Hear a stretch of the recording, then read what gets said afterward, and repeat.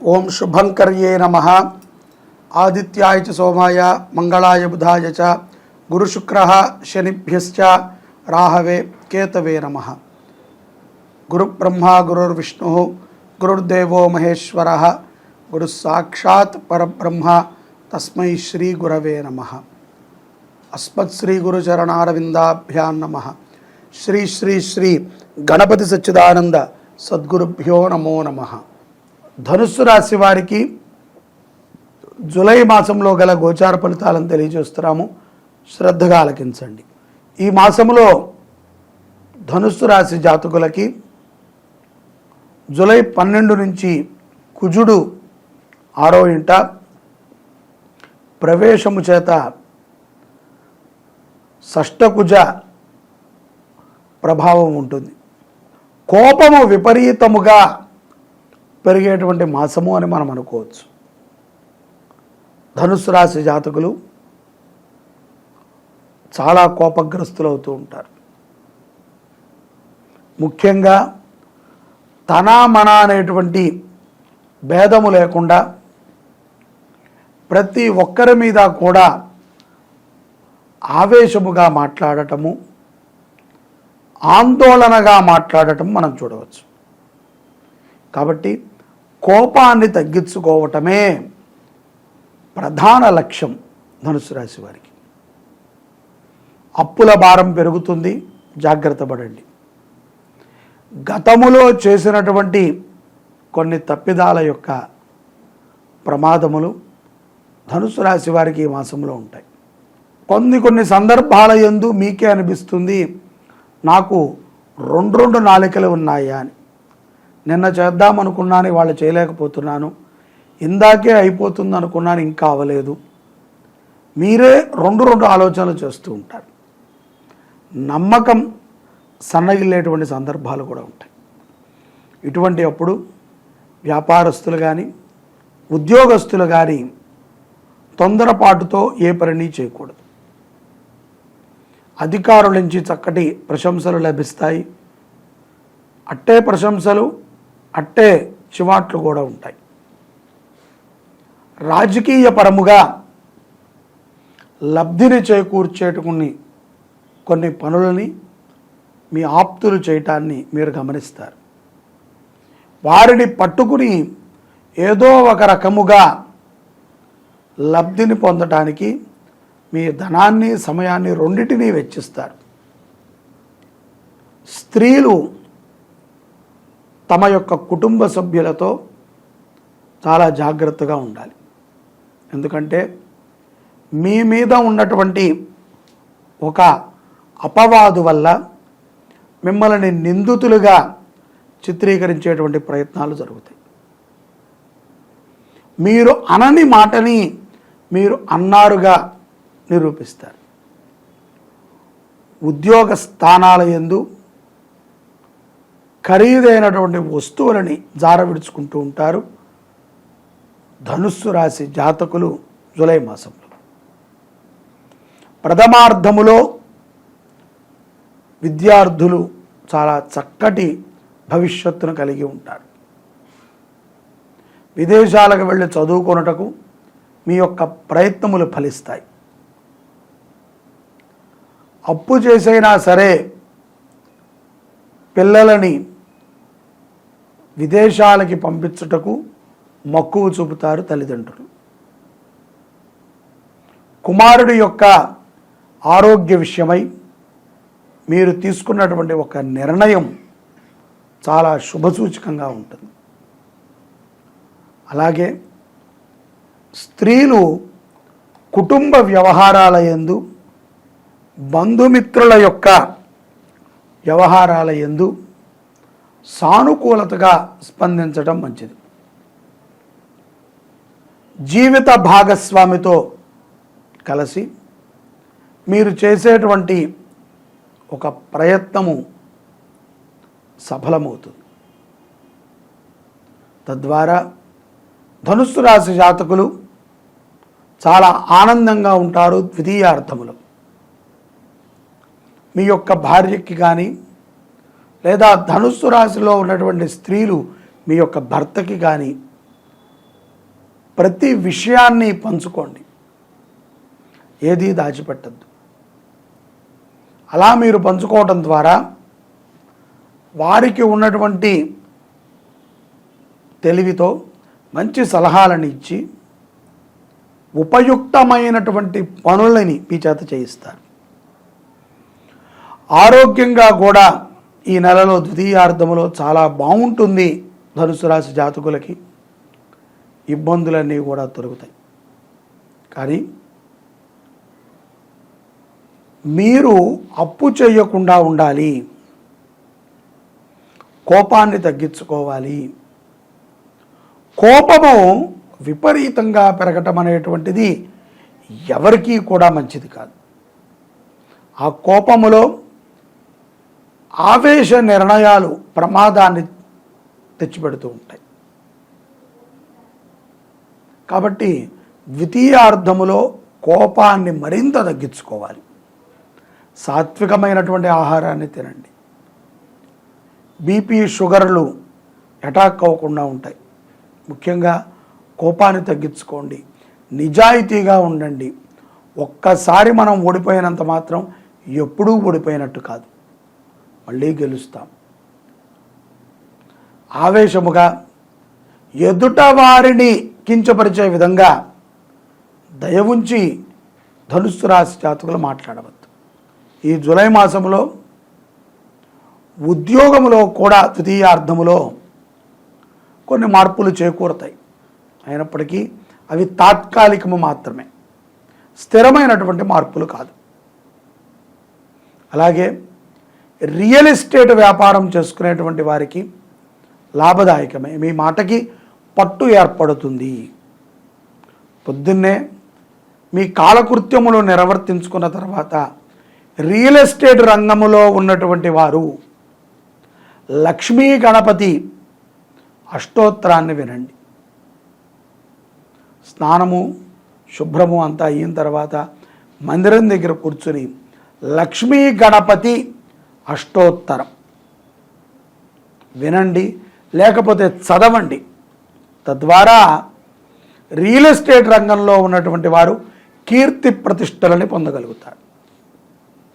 జీవిత భాగస్వామితో గొడవలు ఉంటున్నాయి, తరచూ ఏదో ఒక చర్చ మా ఇద్దరి మధ్య జరుగుతూనే ఉంటుంది, ఏదీ తగ్గట్లేదు, నేను ఎంత సంపాదించినా నా భార్యకి అసంతృప్తే, నేను ఎంత చేసినా నా భర్తకి అసంతృప్తే అనుకున్నటువంటి వారు దుర్గా అష్టోత్తరాన్ని చదవండి. ధనుస్సు రాశి జాతకులు దుర్గా అష్టోత్తరాన్ని వినండి. తద్వారా 11 రోజుల్లోనే అద్భుతమైనటువంటి ఫలితాలని చవి చూస్తారు. న్యాయపరమైనటువంటి పోరాటాల యందు కూడా విజయాన్ని పొందగలుగుతారు ధనుస్సు రాశి జాతకులు.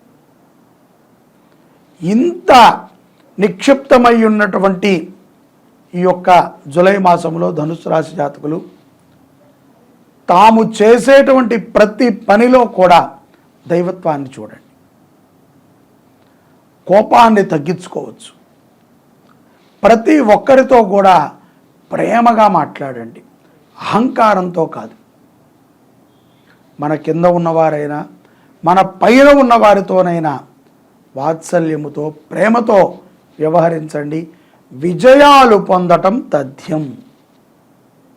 ఇదే ధనుస్సు రాశి జాతకులకి జూలై మాసములో మీరు చేసుకోవాల్సినటువంటి ప్రధానమైనటువంటి పని. ఆదివారము పూట ధనుస్సు రాశి జాతకులు అన్నదానము చేయటం ద్వారా మహదైశ్వర్యవంతులవుతారు. సర్వే జనాః సుఖినో భవంతు. శ్రీ శుభంకర్యై నమః. ఓం శుభంకర్యై నమః. గురవే సర్వలోకానాం నిధయే భవరోహిణాం నిధయే సర్వ విద్యానాం దక్షిణామూర్తయే నమః. మనము ఈ జగత్తులో దత్తాత్రేయుల వారు చెప్పిన విధంగా ప్రతి ఒక్కరిని కూడా గురువుగా భావించాలి. ఆ గురువుకి ఒక రోజంటూ ఏదైనా ఉంది అంటే అదే ఆషాఢ శుద్ధ పౌర్ణమి. గురు పౌర్ణమి అంటారు. అది ఈ యొక్క 2024లో జూలై 21వ తారీఖు ఆదివారం మనకు వచ్చింది. ఈ గురు పౌర్ణమి రోజున గురువుని మనము ఎంత స్మరిస్తే అంత మంచిది. స్మరించటమేనా అండి అంటే, మీ గురువుగారు మీ సన్నిధిలో లేకపోతే స్మరించటం. మా గురువుగారు దగ్గరలోనే ఉన్నారు అని అనుకుంటే వారి దగ్గరికి వెళ్ళి వారికి సేవ చేయటం. ఈ యొక్క గురు సేవకి చాలా విశేషంగా చెప్పబడింది. పరమేశ్వరుడు నిన్ను అనుగ్రహించాలన్నా, సాక్షాత్తు జగన్మాత నిన్ను అనుగ్రహించాలన్నా, గురు బ్రహ్మ గురుర్విష్ణు గురుర్దేవో మహేశ్వర గురు సాక్షాత్ పరబ్రహ్మ తస్మై శ్రీ గురవే నమః. గురు అనుగ్రహం ఉంటే నీకు డైరెక్ట్గా వివివివిఐపి పాస్ ఉన్నట్టే. ఎక్కడికి? పరమాత్మ దగ్గర చేరుకోవటానికి. ఇది ఊరికనే మనము మాట వరుసకి గురువుగారు అంటే రాదు. గురు శుశ్రూషయా జ్ఞానం. మనకి అర్థము కాని విషయాలు ఎన్నో గురువే తెలియచేస్తూ ఉంటాడు. అజ్ఞానాంధకారములో ఉన్నప్పుడు జ్ఞానము అనేటువంటి ఒక దీపాన్ని వెలిగించేది గురువే.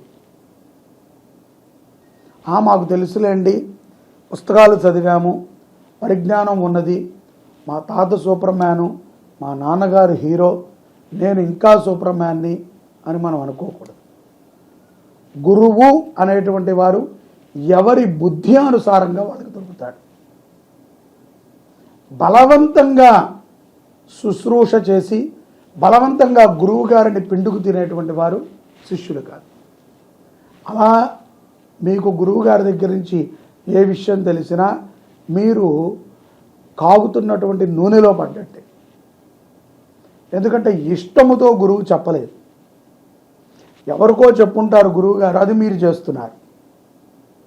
అందరికీ ఒక రకంగా ఉండదు. గురు ప్రేమ మాత్రము అందరి మీద ఒకే రకంగా ఉంటుంది. అటువంటి గురువులకి స్మరణ చేసుకోవాలి. వ్యాస జయంతిగా మనం దీన్ని చేస్తూ ఉంటాం. ఈ రోజున వ్యాస పూజ చేయటము, యతీశ్వరులు వారి యొక్క జీవితములో దీనిని పుట్టినరోజుగా చేసుకుంటూ ఉంటారు. యతీశ్వరులకు ఒక జన్మదినోత్సవం అంటారు చూసారా? వాళ్ళు సన్యాసం తీసుకున్నప్పటి నుంచి వాళ్ళు ప్రతి సంవత్సరము పుట్టినట్టు. ఈ వ్యాస పౌర్ణిమ, గురు పౌర్ణిమ నుంచి వారు 4 మాసాల పాటు చాతుర్మాస్య వ్రత దీక్షని చేస్తారు. తద్వారా వారు పరమాత్మకి మరింత సన్నిధికి చేరుకుంటారు. మనము గురు సన్నిధికి ఒక్క అడుగు కూడా చేరలేము. ఎందుకంటే పొద్దున వెళతాం, టకటక ఆయన దర్శనం చేసుకుంటాం, ఆయనకి ఇవ్వాల్సింది అది ఇచ్చి వస్తాం గురువుగారు అని వెళ్ళిపోతాం. శుశ్రూషయ ఇటువంటివి ఈ సందర్భంలో కుదరదు. కాబట్టి ప్రస్తుతం ఉన్నటువంటి కాలమానాల పరిస్థితుల్లో బిజీ లైఫ్లో మనం చేయలేం. కాబట్టి ఆమిత్యము వ్యాస పౌర్ణిమకైనా గురు సన్నిధిలో కాసేపు ఉండాలి. గురు శుశ్రూష చెయ్యాలి. గురువు యొక్క బట్టలు ఉతికిన, గురువు యొక్క సన్నిధిలో ఉన్న, గురువు చదివేటప్పుడు విన్నా, గురువు ధ్యానము చేసేటప్పుడు పక్కన ఉన్నా, గురువు గారు పూజ చేసుకునేటప్పుడు ఉన్నా ఎంతో పుణ్యాన్ని పొందవచ్చు. అదే మనకి జ్ఞానాంధకారాల నుంచి బయటికి తీస్తుంది. అటువంటి రోజు ఏదైనా ఉంది అంటే అది జూలై 21వ తారీఖు ఆదివారము వ్యాస పౌర్ణిమ. ఆ రోజున ప్రతి ఒక్కరూ కూడా మీ గురువులను దర్శించి వారికి పండ్లు, వస్త్రములు, వారికి కావాల్సినటువంటి సామాగ్రిని సమర్పణ చేయి. ఏదో గురువు గారు అని ఊరికనే పిలవటం కాదు కదా.